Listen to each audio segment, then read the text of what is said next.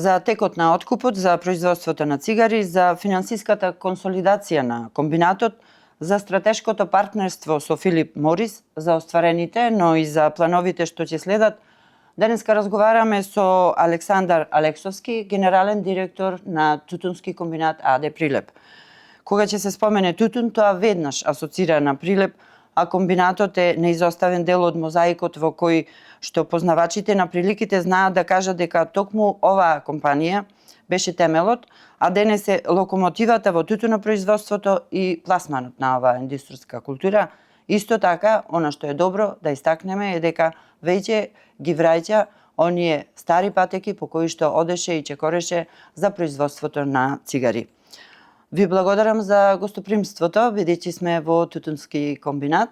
Се надевам дека ќе им предочиме на тутунопроизводителите, на прилепчани, но и на Македонија за се она што се случува оваа година во комбинатот, но и она што ќе следи за наредната 2026 година.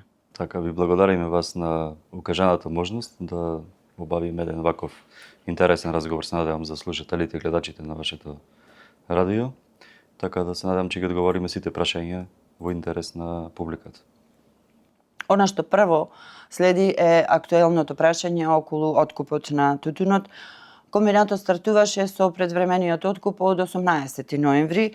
Како го оценувате досегашниот тек на откупот, како еден од 10 откупувачи кои што годинава се вклучени во кампањата за преземање на реколтата 2025-26? Така, Тутунски комбинат започна од самиот старт на почетокот на откуп на тутун на 18 ноември и се до сега ние редовно откупуваме тутун. Нашите договорени количини сметам дека до крајот на сезоната ќе ги исполниме. До сега сме стасани на негде 75% од планираното и се надевам за скоро време, според и гледајќи динамиката на откуп, дека би требало да завршиме барем во месец јануари, ако ништо друго. До сегашната реколта можам да кажам дека беше со соодветен квалитет на досега откупениот тутун. Мада сега се соочуваме со малце поголеми проблеми, бидејќи тутунарите или фермерите собираат тутун или береат тутун до касен период. Веќе и во месец ноември имавме примери на тутунари каде што се уште го береат тутунот. Сега тој тутун не е досушен, не е правилно исушен и сметам дека тој тип на тутун во наредните реколти не треба ни да се собира во толку касен период. Така да секој што работел тутун и во минатото, се знае до кога треба да се бери последната реколта на тутун. Негде, според мене, бидејќи јас самиот во минатото сум гледал тутун, 10 октомври е некоја последна граница на собирање на тутун. Се после 10 октомври е според мене залудно. Така да очекувам дека на крајот ќе се сочиме со овие количини на тутун кои што не се правилно досушени. И според мене Тутунски комбинат не треба да го откупува тој тип на тутун, што не е доволно исушен, воден и така. Да, Тоа е реална загуба за компанијата, реална загуба за нас. Да, но за државата, ако се зема тако влажен тутун, бидејќи еве и деновиве инспекцијските служби беа на терен и констатираа низа забелешки, бидејќи се некаде во некои откупни пунктови се откупувал тутун со многу висок процент на влажност, што на крајот ќе резултира со нереално големи количини за кои што на крајот на краиштата треба да се плати и субвенција и да се исплати. Тежината на тој тип на тутун што ние популарно го викаме жив тутун или недосушен е 1:3. Така да државата ќе плати 3 пати поголеми субвенции отколку во однос на нормалниот или нормално исушениот тутун. Тоа не е окей. Прво не е окей спрема фермерите кои што правилно го исушиле тутунот и го донесле во правилна квалитативна состојба, прво во однос на нив не е фер, а второ не е фер во однос на државата, бидејќи државата исплаќа субвенција по килограм тутун, а не по површина на засаден тутун. Така да тука инспекторатот треба реално да излезе на терен и ако ништо друго, барем информативно да ги опомени сите откупувачи на тутун дека овој тип на тутун не треба да се откупува. Секоја откупна сезона е посебна приказна, така и ова. Иако ако се земе во предвид дека изминативе 3 години, ова е трета година со ред, чинам дека се откупува само во една класа, што барем оние што знаат за тутун, а во Прилеп тоа најдобро се знае, не е во ред, заради тоа што не е фер, како што и сами рековте, за одредени производители кои што имаат врвен квалитет, а други пак, за разлика од нив, имаат многу помал квалитет на тутунот. Од друга страна, тутунарите веќе со години бараат да се направат измени во законот за тутун и тутунски производи, со кои што ќе им се овозможи да бидат рамноправни партнери со договарачите за тутун, односно откупните компании, и на таков начин да се бетонира цената со подпис на Сојузот на тутунари, бидејќи така беше пред 10 и повеќе години. Колку е ова возможно и дали би било изводливо во денешни прилики во однос на договарањето на цените? Прво треба самите да се запрашаме и ние како компании, а и фермерите. Дали беа позадоволни пред 10 години во поглед на откупот на тутун и цената на тутуна или сега во моментов.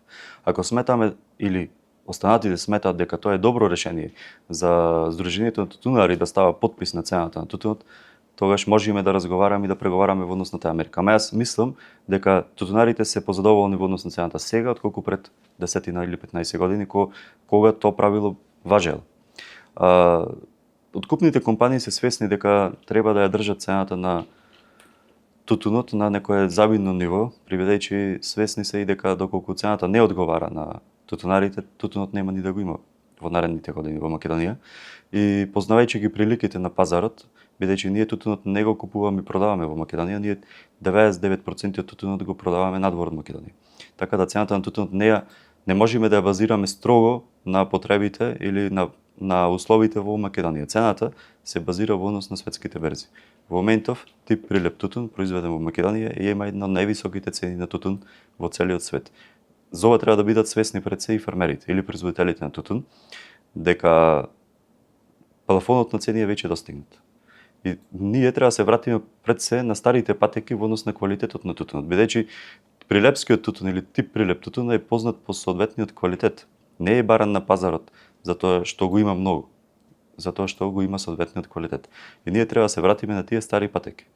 Јас сметам и дека во иднина треба добро да размислиме во кој правец ќе се движиме, да не дојдеме до степен да го изгубиме целосно или делимично тутунопроизводството, а со тоа ќе изгубат и производителите, ама ќе изгуби државата во извозот. Бидејќи тутунот е една од гранките, земјоделски гранки, кој што остварува најголем девизен прилив во државата. Ние на друга земјоделска гранка не остварува токав девизен прилив на самата држава. Така да многу треба внимателно да се размислува за војнина. Така. Во однос на ова прашање и дополнително, рековме се цени во една класа, и тутунарите сами знаат, а уште повеќе од купувачите, државата е свесна дека практично се прави автогол со тоа што се откупува во една класа, заради тоа што што не е фер кон тутунопроизводителите, но исто така самите откупувачи имаат проблем потоа при пласманот на тој тутун и селекцијата на она што веќе го откупиле, а дури и неофицијално, како информација, одредени откупувачи се уште имаат и големи загуби од ланската реколта, заради тоа што некаде околу 30, од 20 до 30% не можат да го продадат тутунот затоа што нема соодветен квалитет според цената што ја откупиле. Точно, дел од ова е точно и затоа треба и компаниите да бидат многу внимателни, како што реков, заедно со државата, заедно со фермерите и заедно со Сдруженијето на тутунари да се изнајди решение за наредната сезона како ние би допридонесле да ја задржиме, ако ништо друго, барем овај плафон на цена, ама да се задржи нормално и квалитетот. Класното ценење е една од тие мерки за да се избегне ваков тип на откуп. Сега зборуваме за откуп во прва класа и зборуваме за многу брз откуп. Ние сме сведоци дека во рокот еден месец се откупи скоро 80% од целата количина на пазарот. Тоа според мене не треба да биде така во наредната сезона, бидејќи во таков брз откуп прво компаниите не се способни да го проверат правилно откупениот тутун. А доколку не го проверат правилно откупениот тутун, тогаш знаеме со што се соочуваме. Се соочуваме со пак лош квалитет. Да, и несоодветна селекција потоа при продажбата, затоа што се оди за извоз од она што е произведено во Македонија.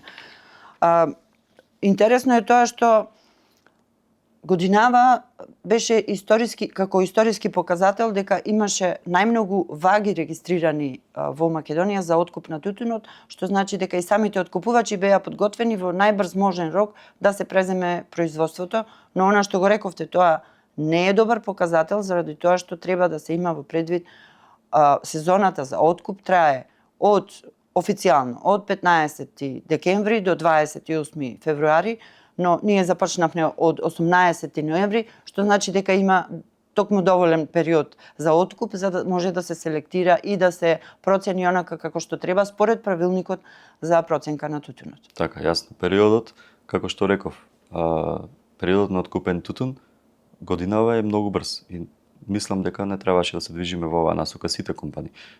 Ама, еве, во моментов има 10 компании кои што вршат откуп на тутун во Македонија. Конкуренцијата нормално е зголемена и секој се бори за да купи дополнителен килограм на тутун, ама во тој поглед, како што реков, треба да се внимава пак на квалитативната проценка.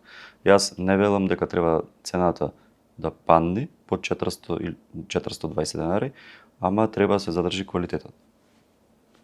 Треба да се изнајде начин како сето тоа би се остварило за наредна сезона. Да се задржи и цената, ама да се задржи квалитетот. Да. Уште едно подпрашање во оваа насока, од секогаш кога ќе се спомне тутун и тутуно производство, се некако се дава некоја социјална компонента на производството, но чинам дека последниве години, особено овие последни 5-6 години, оваа социјална компонента некако се губи, бидејќи се повеќе од тутунопроизводителите стануваат фармери, што значи тоа е големо производство, фармерско производство, станува збор за бизнис, дали е тоа фамилиарен или поинаков, но во секој случај тоа е математика која што претходно треба да се направи за да се знае дали се исплаќа или не се исплаќа. Колку мислите дека сме во вистинска насока како држава, кога станува збор за тутунопроизводството, дали оваа социјална компонента се повеќе треба да се губи за сметка на таа бизнис компонента која што ја кажавме? Значи, во моментот наша проценка е дека 50% од количината на тутун станува збор за количина која што е сработена во тој бизнис аспект. Што станува збор? Значи, голем дел од тутунот е сработен популарно наречено со сезонска работна сила или аргати. Не е никаков проблем да се движи во таа насока, ама сето тоа треба, како што реков, да биде регулирано. И во поглед на трудот, и во поглед на цените, и во поглед на квалитетот на тутунот.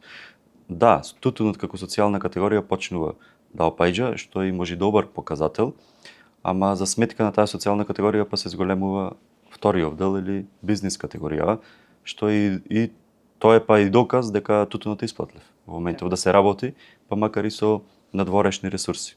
Не зборувам не само во фамилијата, туку и надворешни ресурси. Се употребува и на надворешни ресурси. Добар показател дека цената на тутунот е на завидно ниво. Го продолжуваме разговорот на друга тема во рамките на работата на Тутунски комбинат Прилеп.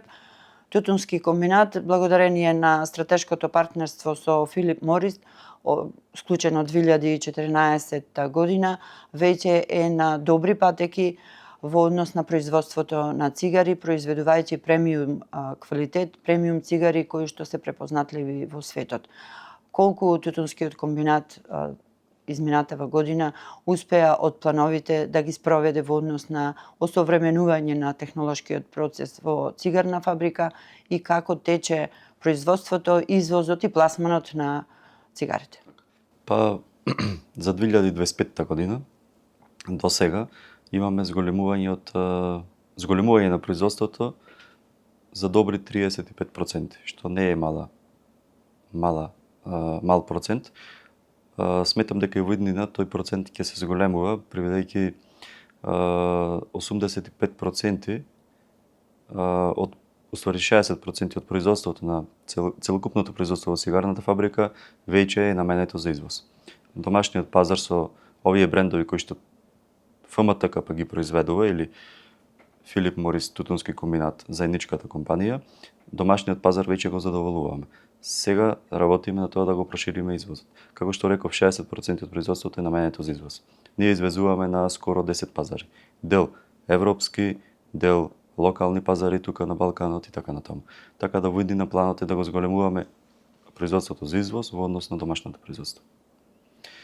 Произведуваме два брендови, како што знаете, ги произведуваме Chesterfield и Marlboro, под брендови од двата брендови, така да и за во иднина се планираат некои дополнителни инвестиции пред се во машинскиот парк за зголемување на производството, ама и доста инфраструктурни проекти таму во цигарната фабрика, така да дел од тие проекти се веќе започнати, за скоро време во наредната 2026 се планираат и да се реализираат.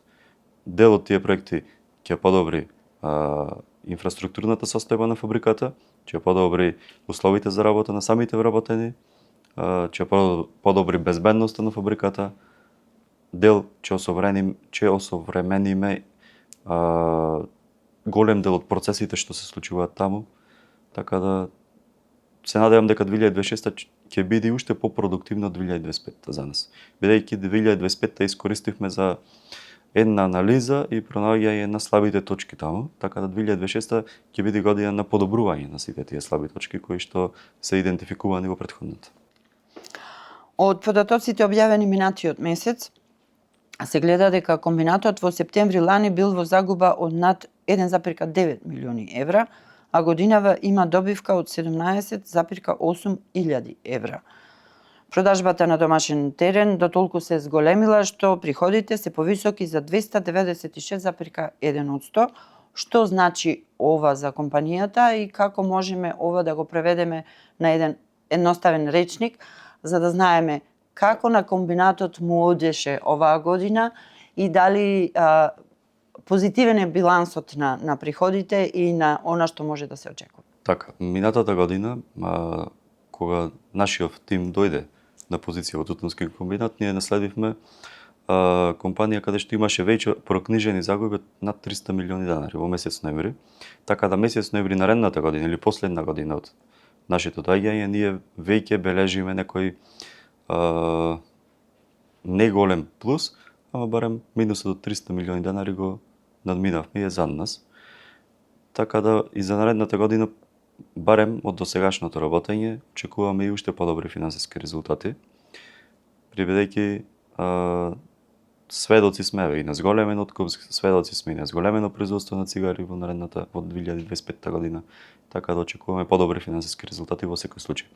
Во меѓувреме се намалени многу непродуктивни трошоци во самата компанија, зголемени се одредени тип на трошоци, најголем дел зголемени се трошоците за плати, зголемени трошоци за резервни делови, зголемени трошоци за енергија и така натаму, ама сето тоа е повратно, бидејќи од една страна мораш да инвестираш во нешто што е запоставено, за од друга страна да добиеш одредена добивка од истото.